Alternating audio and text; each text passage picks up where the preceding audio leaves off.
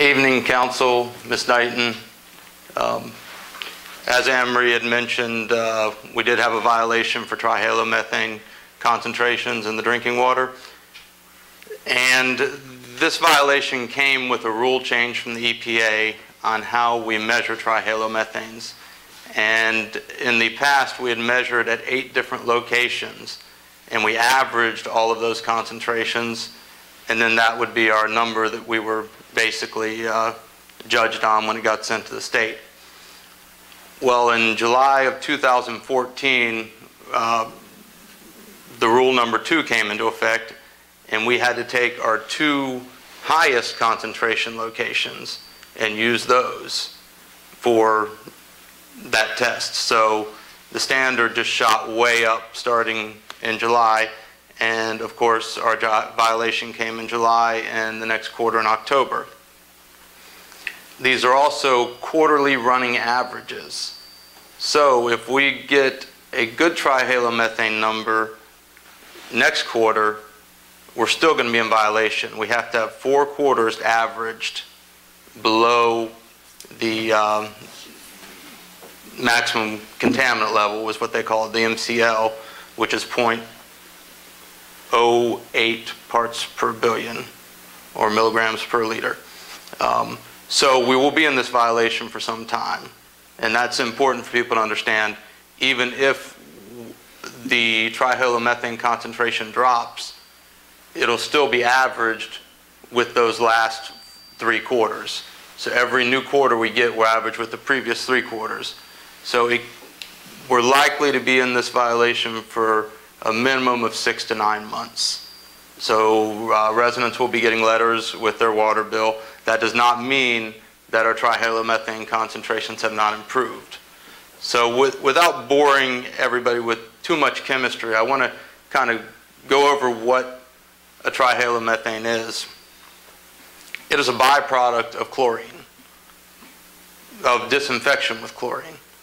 It reacts with some precursors that are in our groundwater, primarily bromide ions, which come from decaying plant life in the ground, which end up in the aquifers. So you won't have trihalomethanes if you don't have chlorine. Chlorine is added to water to eliminate acute risk. Microorganisms, bacterial infections, things like that, things that are deadly to people. It's an acute risk, and the EPA, you know, when I was reading through their information, they strongly advised that chlorine is necessary to have safe drinking water, and that's their #1 priority. They don't want people to think that chlorine disinfection is not good. That keeps the water safe, it keeps it drinkable. And the way chlorine disinfection works is we add chlorine at the plant. And we measure how much chlorine we put in at the plant, and Roy Alons, our water operator, does a great job. However, what a lot of people don't realize is we have to measure it out in the field as well, because chlorine is used up as it is introduced to bacteria and microorganisms. So that chlorine starts to disappear as it comes in contact with any of those things. So at the far end of the line, you have to be very careful to make sure you're maintaining chlorine. If our chlorine levels get low at the end of the line, we have to go to the plant and we have to increase them throughout the whole system. So I guess what I'm saying is the chlorine levels in the water are not consistent throughout the town. It depends on where you live, how close to the plant you are. We'll often get calls that, you know, say, or not often, we occasionally get calls that say, you know, my water smells like chlorine, what's going on? And there's really not a whole lot that we can do. We can't just turn the chlorine dosing down, because then that would leave people at risk for bacteria in their water or microorganisms in their water further down the line. So as with any part of water treatment, it is a huge balancing act. We're talking about 2 of the tests that we do of hundreds that we have to keep everything in harmony to make sure it works out right. So when we got this violation notice, or became aware of the violation notice, we put our heads together and started thinking, what do we have to do? We need to think about the short term. First of all, we also need to think about the long term. We had a working relationship with Harry Bailey, who retired from public water supply, who's very knowledgeable on this topic. And we met with him, and he is doing some testing with our water operator, and we're looking at the wells and what precursors are causing the THMs to form, because something in the groundwater is reacting with that chlorine to make THMs. He's pretty sure it's the bromide ions, but we're going to test at the wells, see if that comes up. If it does, we might be able to change the media that's at our water treatment plant to maybe counteract those precursors. So we're working on that. We're also looking at the 2 test locations that were used. One is at the far, far end of West Queen Street, after all of the houses get water.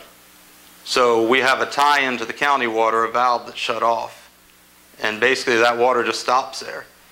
And there are 6 things that contribute to THMs. Your precursor concentration, like I said, your disinfection dose, so how much you're dosing chlorine, your pH of your water, the temperature of your water, the contact time, and that's important, and the bromide ion. So the contact time that chlorine has with that water is very important in THM formation.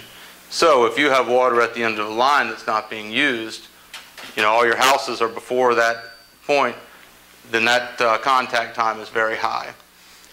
So same thing, our other test point was on Peanut Drive, very far into the line.